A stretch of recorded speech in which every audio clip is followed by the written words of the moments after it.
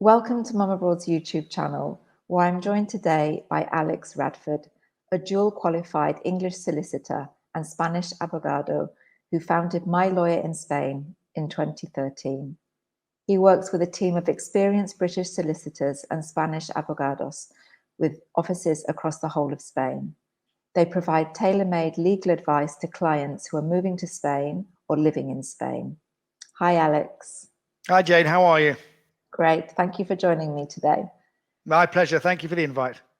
You started your legal career, Alex, in the southwest of England. What made you decide to become qualified in Spain as well as the UK? So just before, I started practicing as a lawyer in the UK, well, way before that, my parents had moved out to Spain. So my parents moved out to Spain in 1981, and I grew up in Spain. So when I went back to the UK to study law, and after finishing, university and doing some traveling, and I started to practice as a lawyer, as a trainee solicitor in the southwest of England, because I'm basically a bilingual English-Spanish speaker. I was contacted by lots of, someone would say, "Oh, you speak Spanish, don't you? You can help out." And people would come along to me and they bring their property matters and issues to me. And so I, I was happy in the southwest of England. It's a great place to live. And I got offered a job to move back to Spain and work as a lawyer here and to retrain and requalify as a Spanish abogado. And yeah, so I took that decision. We moved back to Spain in 2003. I'd been brought up in Fuengirola on the Costa del Sol in the south of Spain. And when we moved back to Spain, we lived in Nerja and Torrox Costa.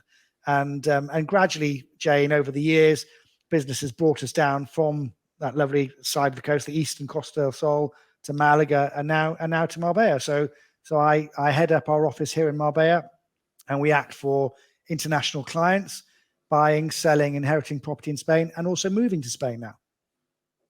So how important is it for your clients that the team speak English? Presumably it's very important. Yeah, I think so. All of our lawyers and legal support staff speak English. We've got English-speaking staff in the office as well. All of them are bilingual, have grown up here. And so it's very important. So mentality, there's nothing lost in translation. So that is really quite important. And people moving to Spain, it's a big move.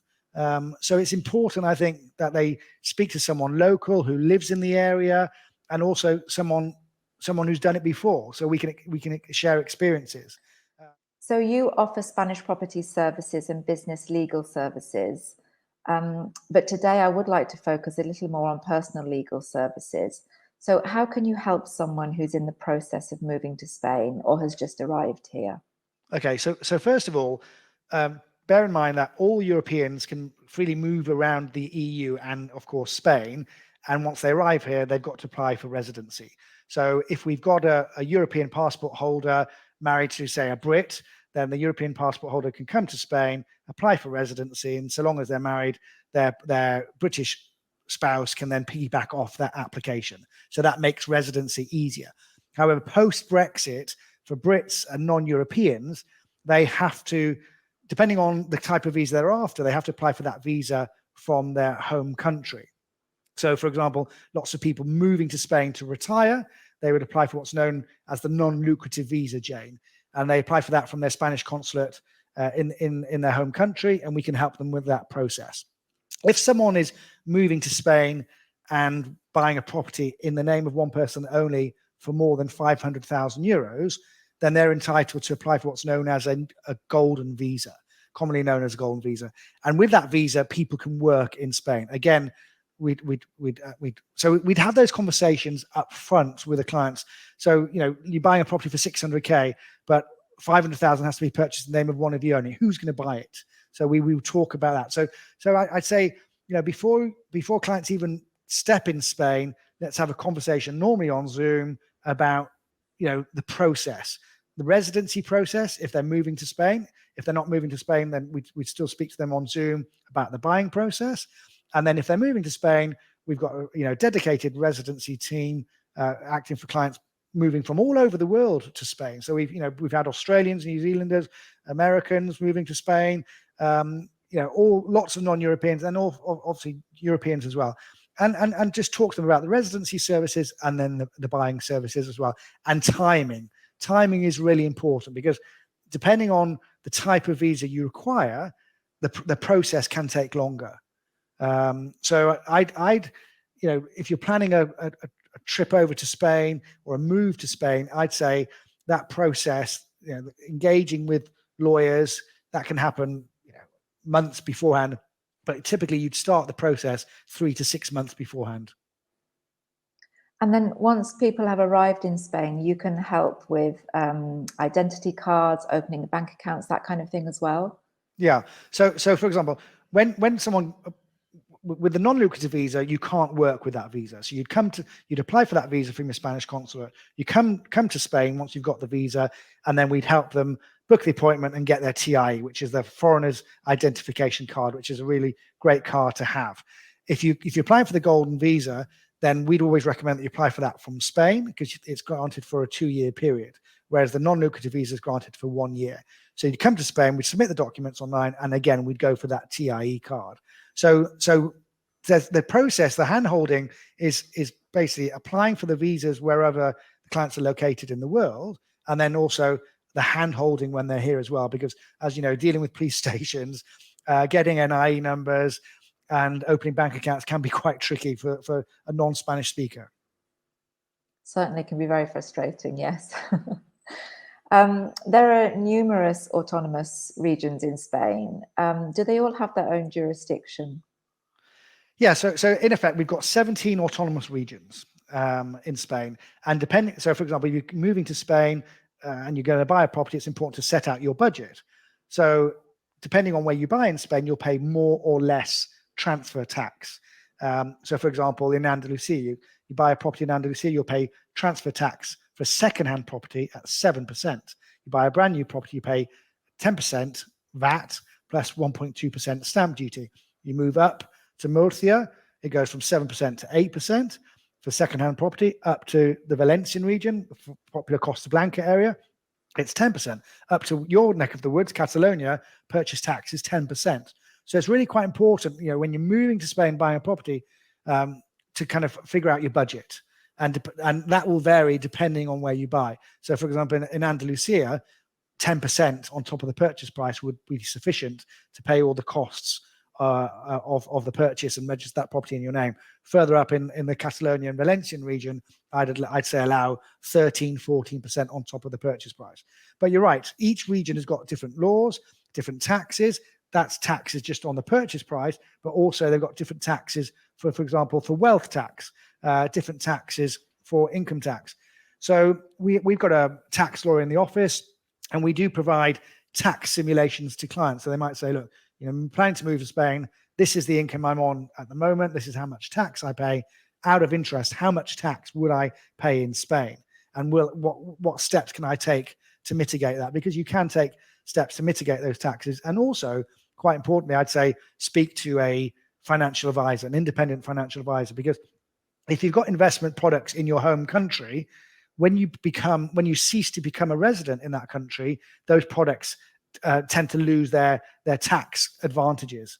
So it's important that you then consider how you're going to bring those products over to Spain or to another tax-friendly jurisdiction. So let's talk about wills for a moment. Making a will is one of those things that people love to put off doing. Yeah. Why is it important to have a will? And is it better to make a will in the country that you're resident in? So in this case, we're talking about Spain. Or is it something that we perhaps should do in our home country before we move? So our advice would be that if you live in Spain and you've got Spanish assets, have a Spanish will for those, because you can mitigate Spanish inheritance tax.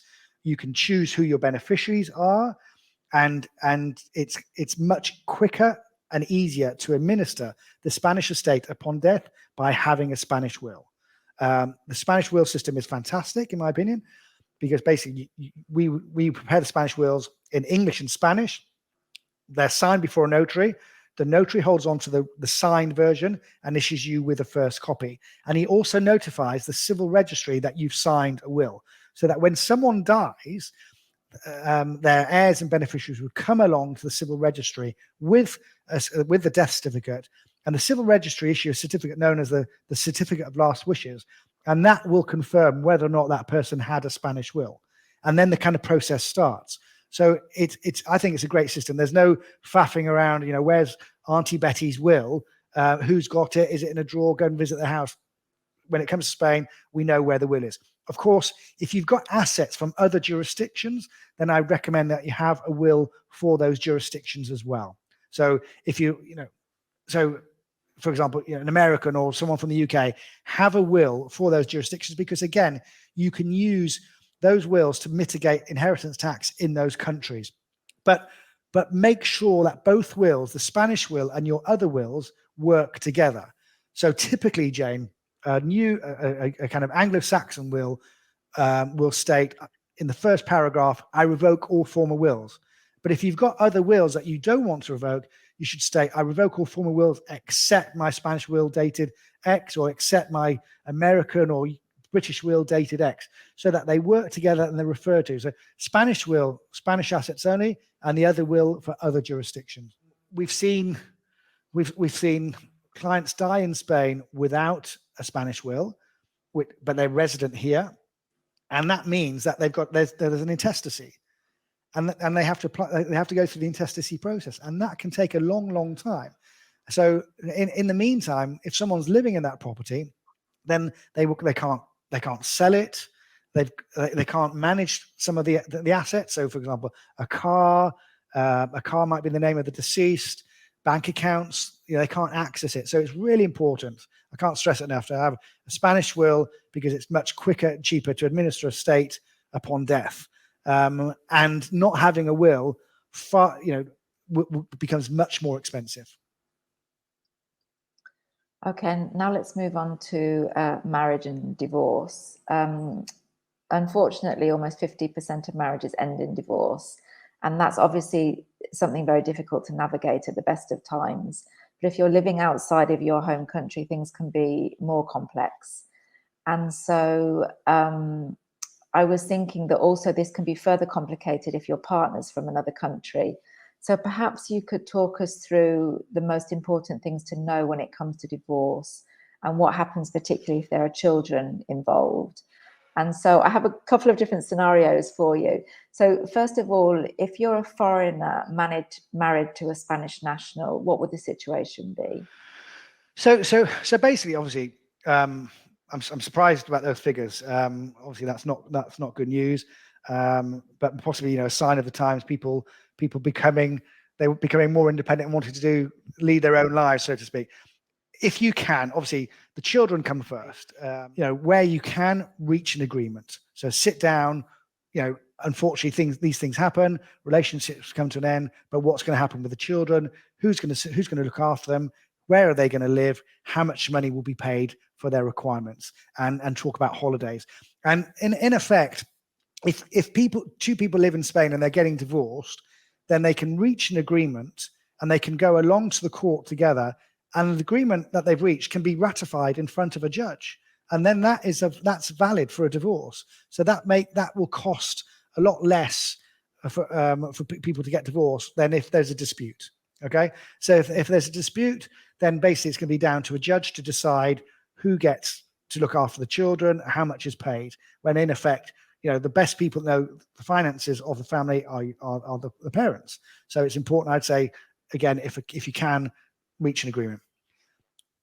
Generally speaking, if the spouses live in Spain, they can get divorced in Spain regardless of where they're from. So, for example, a Brit married to a Spaniard in that scenario you mentioned, they can get divorced in Spain. Much depends on where they got married, and duplicate marriage certificates will be required when you basically present the application for divorce. If, for example, you've got a Brit living in Spain and they want to get divorced and their partner lives somewhere else, then that becomes more complicated. And generally speaking, you have to get divorced, your address. But, for example, someone living in the UK, someone living in Spain, and they were married in the UK, then typically those divorce proceedings would start in that country. Okay. start in that country, and it was going to take a lot longer to deal with because the parties are in separate jurisdiction. So again, I mean, lots of people do put their head in the sand when it comes to divorce, but I think it's really important to kind of not do that. Accept the inevitable, agree, reach as amicable agreement as possible, and expedite it and save, dare I say it as a lawyer, save on legal costs, Jane, because if you start arguing about silly things, then you're just helping the lawyers increase their monthly bonus. And that can be avoided by just being sensible and agreeing who gets what and who does what. And what about if you're a couple from two different countries living in Spain? So you perhaps have two jurisdictions involved. What happens in that situation? No, so basically, if the both parties are living in Spain, then they can get divorced in Spain. And again, so I'd strongly recommend that they reach an agreement. Or sometimes you can use lawyers, of course, to act as a conduit, a form of communication. Lines of communication have fallen down between spouses, so lawyer to lawyer can speak.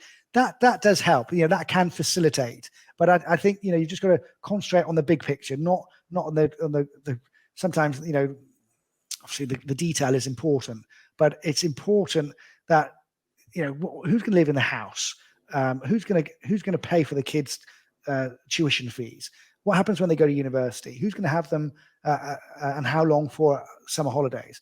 So all of that into an agreement, and two people living in Spain can basically, there are two options. They can either divorce, mutual agreement, or it's an uncontested divorce or a contested divorce. And a contested divorce inevitably would mean lawyers getting involved. And what would happen in a situation where, let's say you have a British mother with a Spanish father, and the mother wanted to take the children back to the UK to live, for example? What would happen in a situation like that? So in those situations, it's a very good question to raise. The parents have to reach an agreement on that. And if there isn't an agreement between the parties, then the mother would have to apply to the court and ask for permission from the court for that child to be taken to the country where they want to take them. And the court will look at all this, and each circumstances and case is obviously different, but the court will look at the facts of the case. They look, how long has the child lived in Spain for? Where are they at school? What languages do they speak, etc. And if they've been here for quite some time, then the judge probably won't want to unsettle that child's education. They'll probably want them to stay in Spain. There would have to be very good reasons to take the child back to the UK or to another country to that effect. Yeah. And what would be your opinion on prenuptial agreements? I mean, depending on the country, prenuptial agreements are so you come back to where did you get married, and depending on that jurisdiction, is a prenuptial agreement recognized in that country? Okay, because some prenuptial agreements are recognized, some aren't. Some are legally enforceable, some aren't. So I think generally it's a good idea. So in Spain, we've got matrimonial regimes. So you've got a matrimonial regime, you've got separation of assets, and then you've got gananciales. So typically in Spain, if you get married and you're in separación de bienes, that means you've got a separation of assets. So each spouse owns their own assets.